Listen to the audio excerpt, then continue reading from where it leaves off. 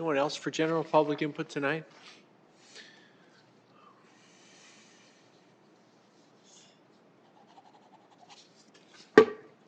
Good evening. My name is Chad Bishop. I live at 7405 South Valencia Drive here in Sioux Falls. Please understand my intention here is to ask intelligent questions and not to question your intelligence. Any sense of frustration on my part is not directed at yourselves, but the situation we find ourselves in. There are a handful of policy recommendations below, including classifying all COVID-19 recovered city employees as being equivalent to or better than vaccinated, as well as reimbursing all city employees for SARS-CoV-2 antibody or adaptive T-cell response assays.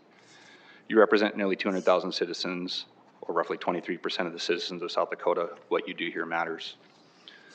December 4th, 2020, President-elect Biden, when asked, "No, I don't think vaccines should be mandatory. I wouldn't demand it be mandatory." White House Press Secretary Jen Psaki on July 25th of this year, "That's not the role of the federal government," when asked about vaccines. Speaker of the House Nancy Pelosi on April 29th.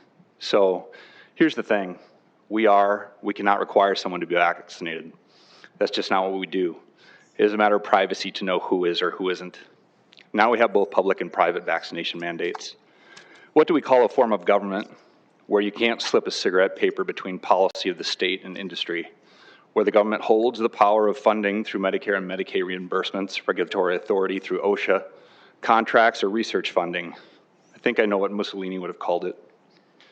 3 weeks ago, Friday, Director of Medical Ethics at University of California, Irvine, Dr. Aaron Kheriaty, asked this question on Twitter. Someone fully vaccinated with J&J vaccine is, per the data submitted to the FDA, 67% protected against infection, whereas those with natural immunity are 99% protected against reinfection. Why is the first group included and the second group excluded from the workplace? Explain the logic that can rationally and credibly justify this.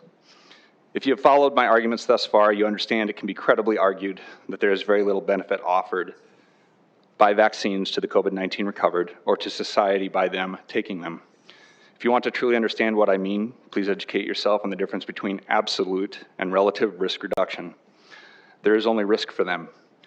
I've argued that it is therefore unethical to mandate their vaccination or by logical extension to vaccinate without screening for prior immunity.